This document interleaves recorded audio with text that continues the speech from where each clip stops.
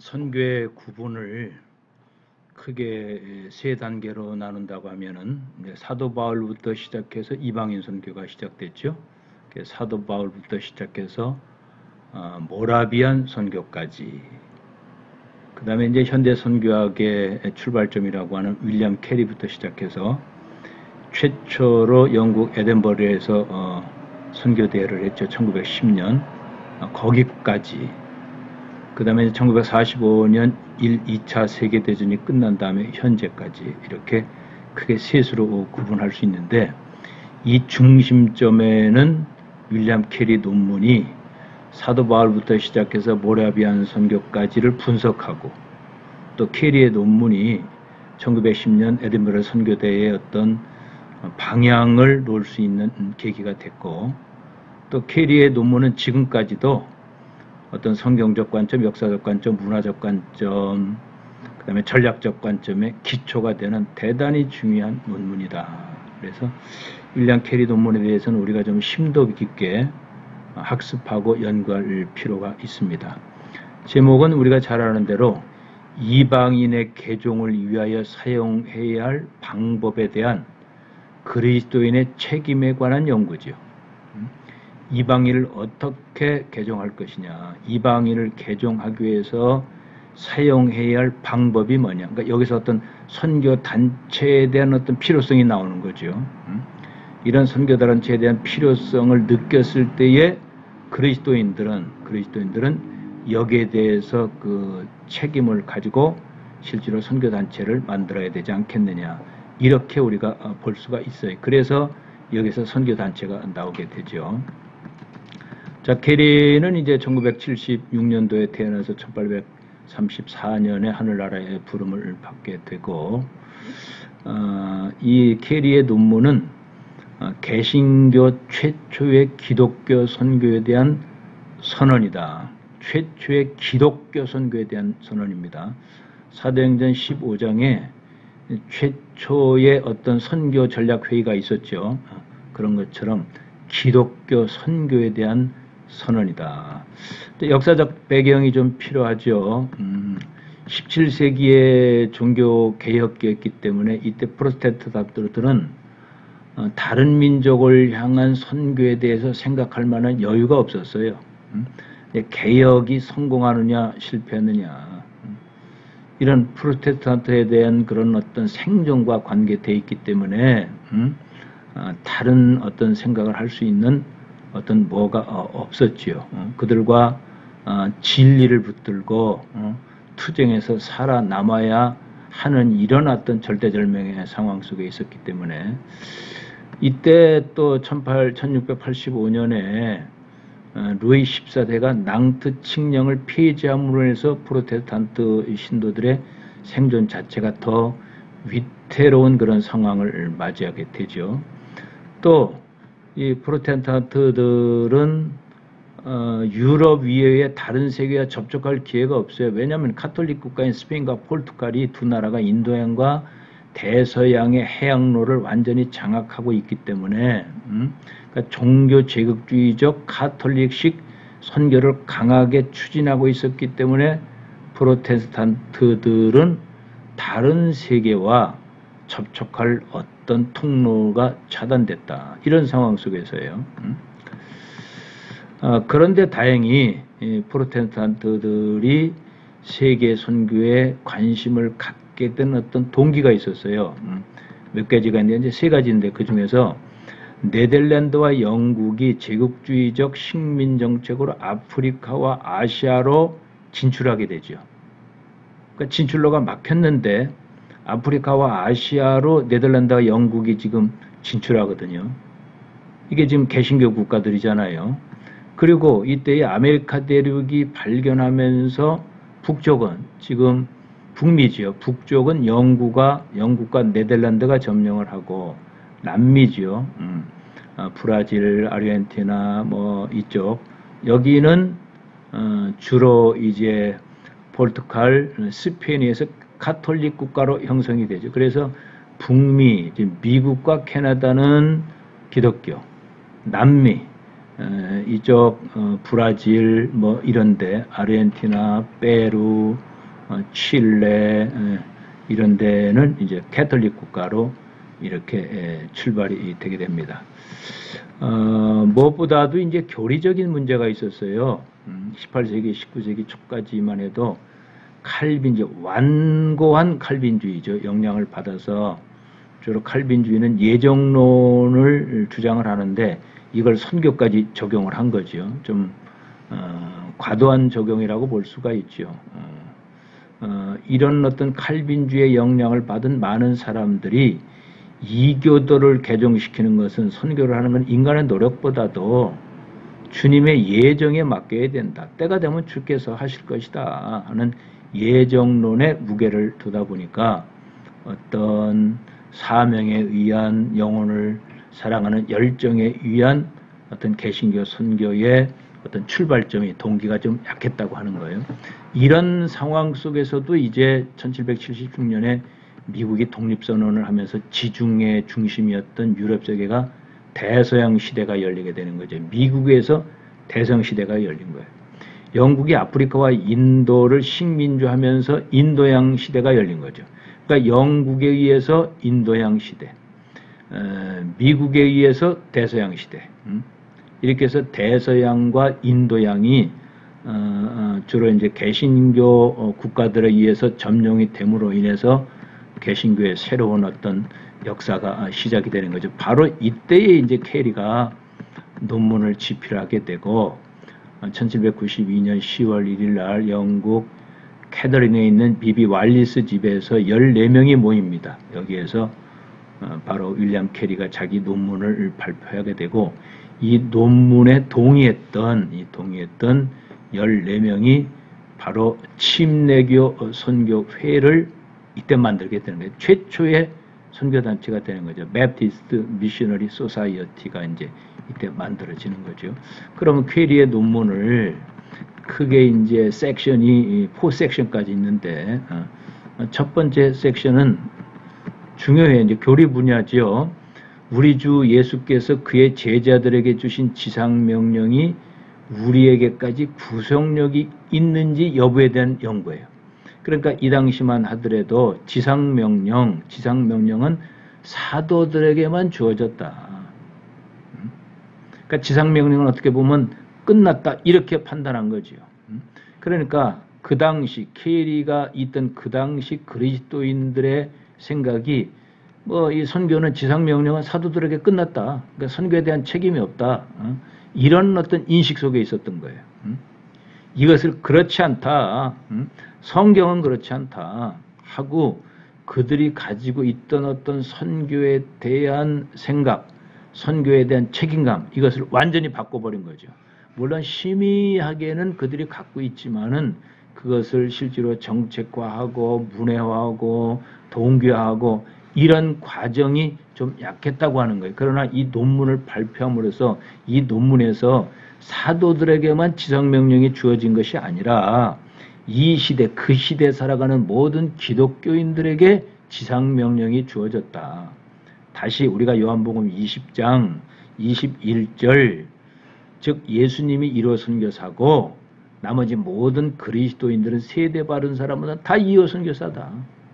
사도 바울만 2호 선교사가 아니고 모두가 다 시대마다 2호 선교사다 하는 이런 개념이에요. 이런 개념. 바로 이 개념이 여기서부터 시작된 거거든요. 그래서 이제 이렇게 실제로 반론을 제시하는 거죠. 이 문제에 대해서. 그 당시 이제 사도들에게만 주어졌던 지상 명령을 이렇게 이제 반론한 거예요.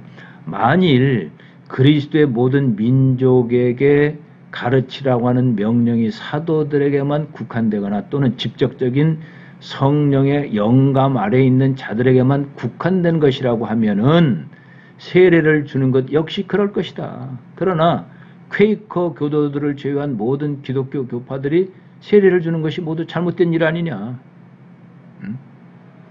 세례는 땅끝까지 이르러 복음을 증거하라고 하는 그런 의미가 지금 세례잖아요. 그러니까 세례는 지금 계속됐단 말이에요. 만일 모든 민족을 가르치라는 그리스도의 명령이 사도들에게 한정된 것이라고 하면은 이방인들에게 복음을 전하기 위해 노력하는 모든 일반 사역자들은 그들이 보냄을 받기 전에 그 길을 가라는 명령을 받은 확증 없이 그 일을 하게 될 것이다. 왜? 사도에게 끝났기 때문에. 그러니까 명령 없이 간다고 하는 거예요. 그리고 어떤 성령의 어떤 강력한 부르심에 의해서 나는 간다. 성령의 인도함을 받아서 간다. 하나님이 나를 콜링했고 샌딩했다. 하나님이 보내신 선교사다. 예수님이 보내신 선교사다. 성령의 선교사다 하는 이런 인식 자체가 없을 수 있다고 하는 거예요. 참 아주 정확히 이렇게 분석을 한 거지요. 그렇다 그들의 생각대로라고 하면은 하나님께서 그리스도의 복음을 이방 세계에 전하는 자에게 가장 영광스러운 약속을 하셨을지라도 복음을 가지고 생소한 길을 떠나는 사람들은 하늘로부터 새롭고 특별한 명령 없이 아무런 어떤 성령의 권세 없이 그러니까 성령을 받아서 성령의 인도함을 받아서 성령의 능력, 성령의 권세를 주셨다고 했지 않습니까? 그것 없이 간다고 하면은 무슨 의미가 있겠느냐? 어떻게 이 험한 세상 속에서 지상사역을 감당할 수 있겠느냐? 그래서 이렇게 결론을 내리죠. 만일 모든 민족을 가르치라는 그리스도의 명령이 사도들에게만 주어진 것이라면 분명히 이 일을 위한 하나님의 임재 약속이 반드시 그렇게 제한됐을 것이다. 그러나 성경에는 그러한 생각을 분명히 배제하고 있다. 볼지어다 내가 세상 끝날까지 항상 너희와 함께 있으리라 하고 말씀하지 않느냐. 세상 끝날까지. 그러니까 복음이 다 전파될 때까지 성령에 의해서 선교를 해야 된다고 하는 거죠. 그런데 그 당시에 세상 끝까지 복음이 전파되지 않았지 않느냐. 남미도 있고 북미도 남았고 뭐 인도양도 남았고 뭐 한국도 남아 있었죠. 아프리카도 남아 있었고. 그래서 선교는 지금도 계속되고 있다. 다시 얘기하면 사도행전 28장은 지금도 쓰여지고 있다. 이렇게 결론을 내린 거예요. 사도행전이 28장으로 끝나는 것이 아니라 28장은 그 당시 현대에 있는 기독교인들에 의해서 계속 써져야 한다. 이렇게 결론을 내렸고 바로 케리의 그런 이 논문이 지금도 그대로 우리가 적용하고 있지 않습니까? 에든버러 선교대회 때도 그렇게 적용을 했고 또 지금도 그렇게 적용했고 앞으로도 그렇게 계속 적용을 할 거예요. 그러니까 참 이 선교를 역사적 관점, 성경적 관점, 문화적 관점, 전략적 관점에서 성령의 인도함을 받아서 잘 정리한 윌리엄 캐리의 이 논문은 사도 바울의 그 사역을 계승했고 또 이것이 새롭게 캐리에 의해서 선교단체가 만들어지면서 교회와 선교단체가 함께 땅끝까지 복음을 전하는 그런 새로운 출발점이 되는 대단히 의미 있는 논문이었다. 논문 여러 개 보면 선교 전략이라고 봐야 되겠죠. 그래서 이방인 개종을 위해 일한 과거 사도들의 간략히 한번 살펴보자고 하는 거예요. 섹션 2죠. 그 족보를 쭉 이렇게 지금 기록한 거예요. 아마 이 내용만 여러분들이 이렇게 쭉 대강 암기만 하고 있다. 지금 사역이 이렇게 역사적 관점을 가지고 이런 인물을 위해서 이런 문화 속에 이렇게 전개가 됐구나 하는 어떤 쭉 선교의 스토리가 한눈에 잡히겠죠. 다시 자, 우리 주 예수 그리스도께서 오시기 전에 모든 세계는 이방인이나 유대인이나 모두가 복음의 원수들이었다. 부활하신 후에 오순절까지 제자들은 예루살렘에 있었다. 날마다 기도와 간구에 힘쓰고 마띠아를 택하여 가룟 유다의 사도직 자리를 대신 채워서 복음의 원수가 되는 그들을 향해서 제2의 선교 사역을 시작했다. 그러니까 이제 성령 강림으로 마가의 다락방에 예루살렘 교회가 창립이 되지 않습니까? 여기서 성령을 받지 않습니까? 그리고 예루살렘 교회에 이제 로마 디도 장국의 핍박에 의해서 흩어지게 되죠. 또 나름대로 시부리의 어떤 그 종교적인 모순 때문에 사도 바울은 같은 이스라엘 사람이지만은 초대교회를 박해했던 그런 대표라고 볼 수 있죠. 그럼에도 불구하고 베드로가 시부리 사람들을 대상으로 사역을 하지 않습니까? 또 안디옥교를 중심으로 해서 바울과 바나바가 세계 선교를 시작을 하지요. 그리고 바울은 마게도니아, 소아시아, 유럽, 로마 여기까지 1, 2, 3차 선교를 20년 동안 하고 로마에서 5년 동안 또 마지막 사역을 하죠. 이렇게 바울은 바울대로 로마 사역을 하고 사도들이 순교가 시작되는 거죠. 인도에 가서도 순교하고 또 이쪽 아시아에 가서도 순교하고 많은 사도들이 다 순교하지 않습니까?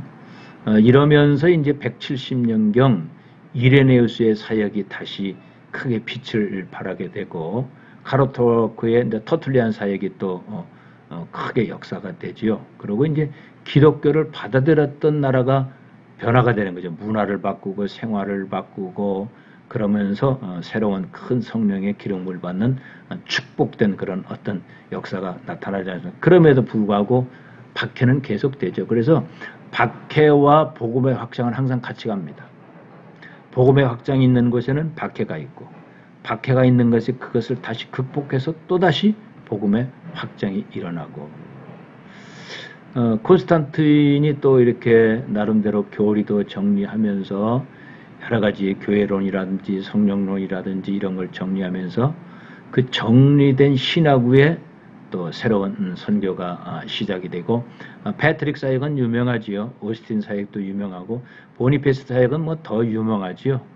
그다음에 이제 폴란드와 프러시아에 복음이 들어가게 돼서 프러시아의 황제가 기독교를 받아들이게 되지요.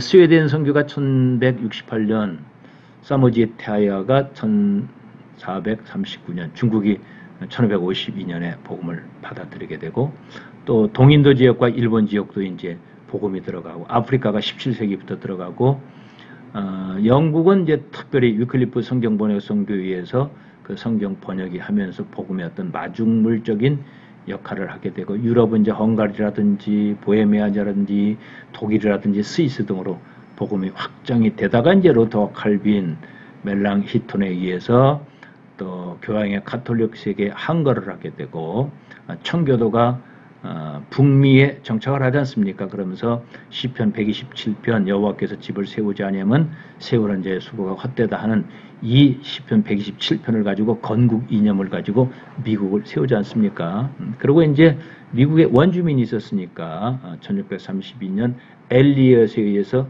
인도원 선교가 시작되고 1708년 또 덴마크 왕이 직접적으로 사역을 하게 되고 네덜란드 동인도 회사가 또 선교사와 목회자가 함께 들어가면서 또 사역을 하게 되고 그러면서 여기에서 이제 모라비안 선교사가 큰 역할을 하게 되죠.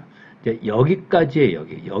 여기까지를 분석을 한 것이 바로 윌리엄 캐리가 논문을 쓸 수 있었던 어떤 큰 자료가 됐다. 성경적 관점, 역사적 관점, 문화적 관점, 전략적 관점 이런 모든 것들을 잘 정리한 캐리의 논문이고 그러면서 이제 현장을 봐야 되니까 참 이때만 하더라도 어떤 형태로 조사했는지 모르지만은 세계 선교 상황 조사를 이때 했던 거예요. 섹션 3인데 유럽의 86개 나라 종족 국토의 크기, 인구수, 그들이 어떤 종교를 가지고 있느냐, 아시아의 67개국, 아프리카의 34개국, 아메리카의 63개국, 나라별로, 종족별로 크기, 인구수, 종교 현황, 그 다음에 여러 가지들을 다 이렇게 캐리가 종합해가지고 논문에 제출을 한 거예요. 대단한 자료죠. 지금이야 뭐 여러 가지 많은 인터넷이라든지 뭐 이런저런 걸 통해서 우리가 스마트폰을 통해서 이렇게 하지만 이때만 해도 이런 정보를 제시한다고 하는 건 대단히 힘든 상황이었는데 이렇게 제시를 한 거예요. 에집트 예를 든다고 하면은 600마일이다. 넓이는 250마일이다. 인구는 약 220만이다. 이들은 주로 마호메트교와 유대교를 가지고 있다. 해서 쭉 이런 자료들을 제시를 하는데 안타깝게도 조선에 대한 자료는 캐리가 얻지를 못했던 것 같아요. 자, 이런 자료를 이렇게 다 종합해 본다고 하면은 이 당시에 인구는 약 7억 3,100만 명이었다. 7억 3,100만 명 중에 4억 2천만 명이 아직도 불신앙 어두운 세계가 있었다. 그러니까 당연히 1억 명의 가톨릭 신자와 4,400만 명의 개신도 신자는 복음을 전해야 된다고 하는 거죠. 이때도 마호메트교가 1억 3천만 명이에요. 기독교 하게 되면 캐톨릭이 들어가고 개신교가 들어가고 아르메니안이 들어가고 뭐 이렇게 쭉 들어가잖아요. 그러나 기독교 중에서도 캐톨릭이 1억 4,400이 개신교, 그 다음에 이제 3,001만 명이 아르메니라든지 그리스 종교죠. 그리고 700만 명의 유대교인들이 있었다. 이것이 그 당시에 케리가 논문을 발표할 때 세계 인구의 종교 현황이에요. 대단한 데이터 아니에요. 자, 이걸 보면서 우리는 많은 것을 볼 수가 있죠. 18세기에 마호메트 교인이 1억 3천이었다. 지금은 18억이잖아요. 물론 인구가 지금은 벌써 80억이지요. 기독교인들, 개신교인들이 3만 1,000명이었었다. 참 우리가 깊이 분석해 봐야 할 내용이에요. 유대인들은 지금 한 2천만 명 정도 되는데 그 당시 한 700만 명 있었다고 하죠. 자, 보세요. 많은 아담의 후손들이 자연의 활동 외에는 참 하나님을 알 수 있는 어떤 방법 없이 이방인의 어둠 속에서 비참한 상태로 남아있을 수밖에 없었다. 그러니까 초상집 인생을 살았다고 하는 것이죠. 자연계시와 특별계시가 있는데 이방인들은 그냥 자연계시를 통해서 하나님을 알 수밖에 없었다고 하는 것은 한계가 있지요. 그렇기 때문에 그리스도의 복음에 대한 지식이 전적으로 결핍되고 그것을 얻을 수 있는 어떤 길도 없었다. 자연계시를 통해서는 한계가 있다고 하는 거죠. 그래서 이 상황에 대해서 사려 깊은 기독교인들은 큰 충격을 받았을 것이다. 그런데 이들에게는 문자를 가진 나라도 없고 언어도 없고 당연히 성경도 없고 그저 어떤 자기들의 어떤 풍속 전통에 의해서 그 전통 방식대로 살아갔고 어떤 교제밖에 할 수 없었던 그런 어떤 참 어려운 상황 속에 살고 있는 이방이었다. 안타까운 상황이지요. 지금 사도 바울이 그렇게 복음을 전하고 땅끝까지 이르러 복음을 전하라. 십자가의 복음, 부활의 복음, 성령의 인도하심, 또 참 여기까지 큰 역사가 있는데 복음이 여기서 멈춰야 되느냐. 예를 든 거예요. 예를 들면 북아메리카의 중부나 뒤쪽의 모든 곳과 남아메리카의 내지나 남태평에 있는 많은 섬들이 있다. 홀랜드나 뉴질랜드, 뉴기니아 같은 이런 곳들, 거기에는 그레이트 타타리와 시베리아, 사무아디아, 그리고 아시아에 얼어붙은 바다에 접해 있는 다른 지역들과 아프리카 많은 지역들, 마다가스 섬 외에도 더 많은 곳들이 수없이 많다. 이것들에 대해서는 자연적인 어떤 계시 외에는 복음을 들을 수가 없었다고 하는 이야기죠. 그렇기 때문에 이런 지역에는 카니발은 축제죠. 어떤 전통 민속 우사가 된 축제 아닙니까? 이런 축제에 의해서 잔인하고 열광적이고 또 그들의 삶은 참 원수의 고기를 먹을 수밖에 없는 그들의 참 죽음의 카니발이었죠. 이런 내용들이 이제 쿡이라고 하는 유명한 선장과 아메리카 서해안의 주민들에 의해서 의심 없이 다 이렇게 공개가 된 거죠. 뭐 이런 경우 외에도 인간이 제물로 바쳐진다든지 뭐 이런 일이 수없이 일어난다고 하는 것이 이제 기독교인들에 의해서 밝혀지기 때문에 이것을 어떻게 할 것이냐. 이런 야만적인 사람들의 문화를 어떻게 뚫고 가서 복음을 전할 것이냐. 복음과 문화와 복음이죠. 그런데 미개하고 가난한 이방인들이지만 그들도 우리들과 똑같은 지식의 능력이 있다고 하는 거예요. 어떻게 보면 탁월한 어떤 생존 지식 능력도 있는 거죠. 그러면서도 단순하죠. 비상한 재능과 양순함이 있다. 대부분 미개인들은 저들의 행위는 처음부터 진정으로 살아오는 것이 아니었다.